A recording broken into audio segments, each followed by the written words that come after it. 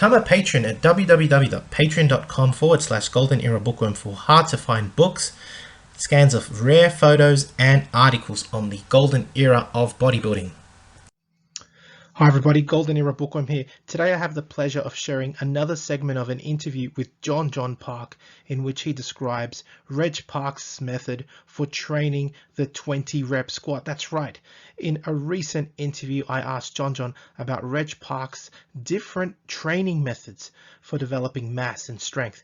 And besides training using the 5x5 method, not many people are aware of the other training principles Reg Park employed to develop his physique to the Herculean proportions which we see in photos and pictures on the internet nowadays.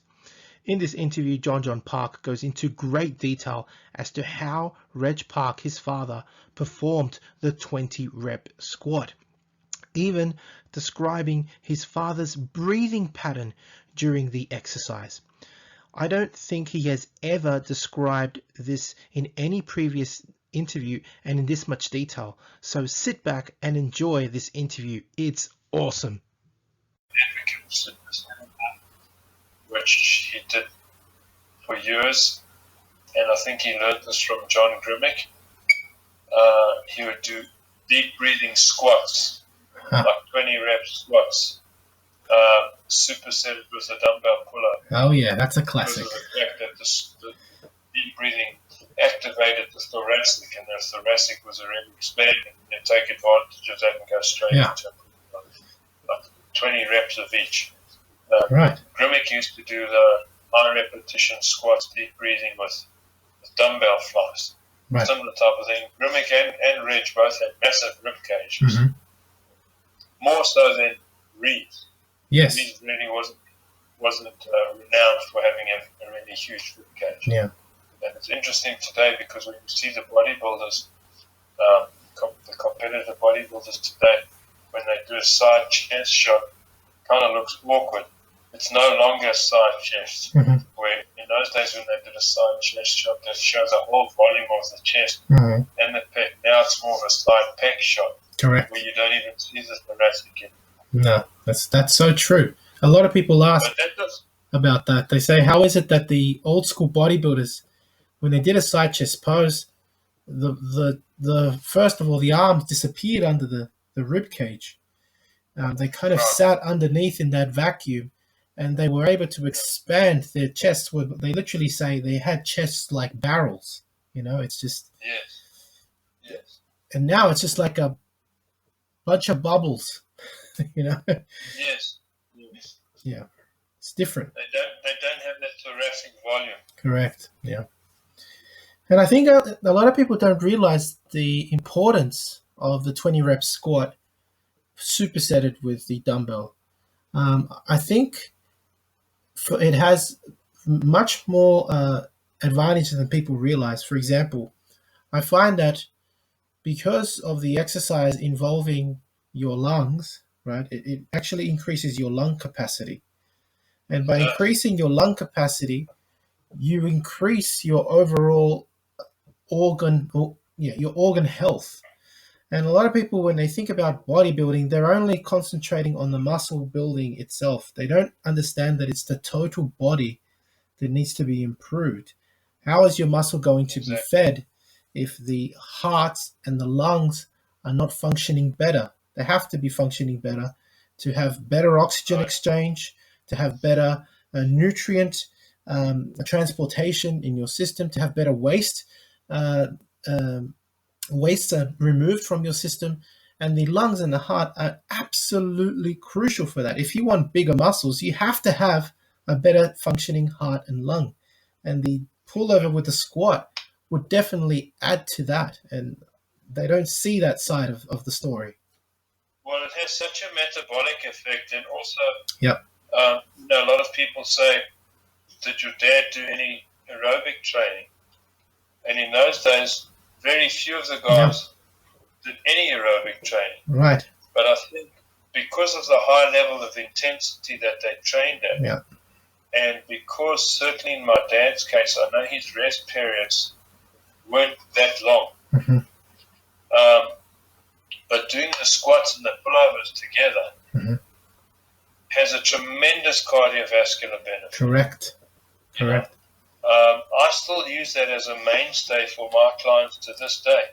I do it myself still. Different types of squats, certainly maybe not using the heavy poundages, but it could be a dumbbell squat or a Russian squat, but I always superset it with pullovers and different types of pullovers as well, whether it be 2 dumbbell pullovers or even a stiff bomb pull down on a pulley machine. Yeah. I always try and put the two together with exercise, and to me it's as important. If we took the squat Reg used to say was the king, queen and jack of all exercises, because it doesn't just work the legs, it activates the whole body. Absolutely. And if you're doing a squat properly, because of the breathing aspect, because of the way, I'm talking conventional barbell squat, the way you're holding the bar, your lats are involved, your traps are involved, your pecs are involved. But the pullovers are neglected, and I believe that the pullovers is what the squat is to the overall body and certainly to the legs. The pullover is to the upper body. Yeah. Because there's so much involved. First of all, you get that great thoracic spinal stretch. Secondly, you're engaging your pecs, you're engaging your intercostal, you're engaging your serratus, you're engaging your lats. And I use it for my clients as an integration between pecs and lats, because I think it's a perfect integral movement between those two body parts. And if you do a pullover and really focus when you're coming up to use your pecs, squeeze your pecs together, you're turning it into a pec movement as well. Correct. So, but you don't see many people like you used to in that era doing pullovers. No. And as I said, there's various types of pullovers. It doesn't always just have to be with a dumbbell. Yeah. You can do it many different ways. Yeah, correct. But I've always found when I train my clients on those two exercises together, we'll get a sweat going. Their breathing is really rapid afterwards, so they obviously get very good cardiovascular benefit going. Yeah. You also mentioned. And it's difficult. Yeah. You have to be disciplined to be able to do it. Correct. It's a very hard thing to do, and that's exactly why I think a lot of people don't do it. You tell them to load the bar and do 5-6 reps, okay, but then tell them to grind 10 and then do 10 more. That's the movement that separates the men from the boys. It's just a tough movement. And what I learned from Reg, Carlos, is what he would do on a 20 rep system. He would change his breathing every 5 reps. So, for example, on the first set of 5 reps, he would take 1 deep breath in between each rep. And he wouldn't breathe in on the way down. He'd make sure, that's another thing he taught me, to get everything in before you even do the movement. Yeah. So you fill up the thoracic, you fill up the lungs, you fill up the rib cage, as opposed, because he felt it was more shallower breathing in during the eccentric phase of the movement. So get the oxygen in first, and then the exhalation would obviously be on the concentric part of the movement, which is something he taught me, which I've taught all my clients to do, regardless of what the movement may be. But so on the first 5 reps, he'd take 1 really deep breath in before each rep.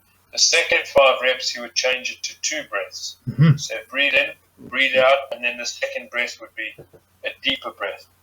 Then the third 5, he'd go to 3 breaths. Breathe in, breathe out, breathe in, breathe out. Third one being a deep one. And the last 5 where you're really burning. And, some people feel like their legs are on fire and they want to puke.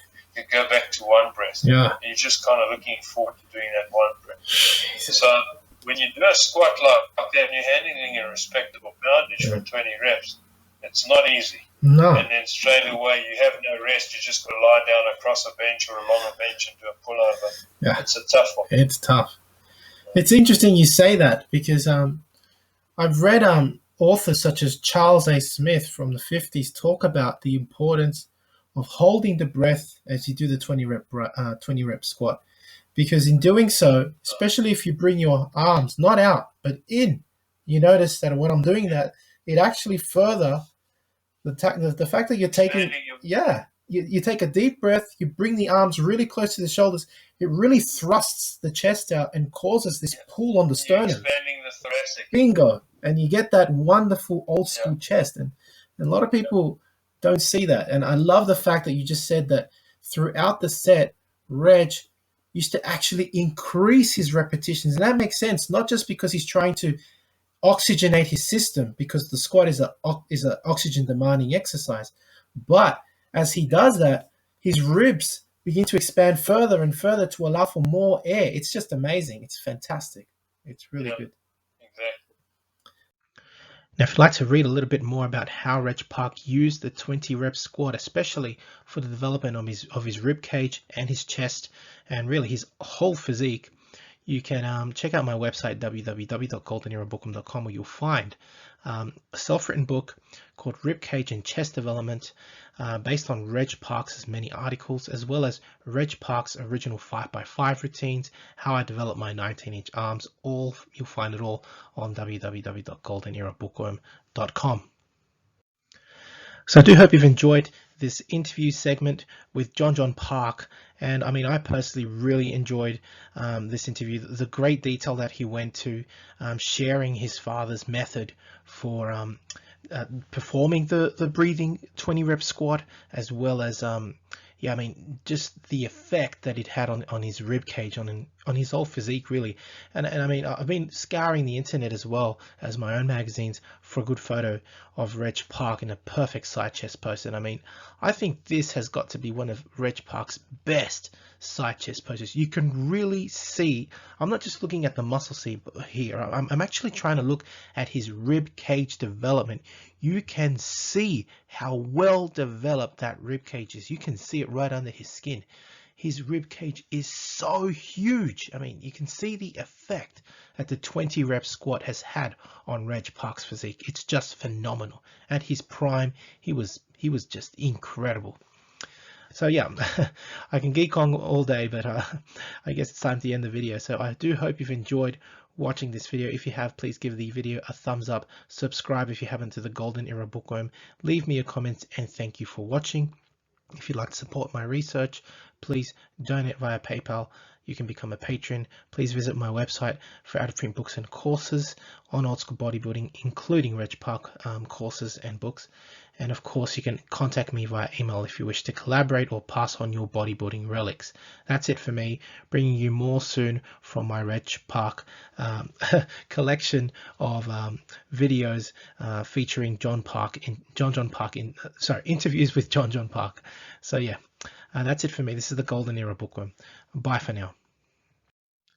To take full advantage of my affiliation with NSP Nutrition and Old School Labs, please visit their respective websites and use codes GUB20 or Bookworm12 to get a discount off their selected products. And for an entertaining look at the history of bodybuilding's supplement industry, I would highly recommend watching Subs the Movie, which I have collaborated in, available at Amazon Prime and Vimeo.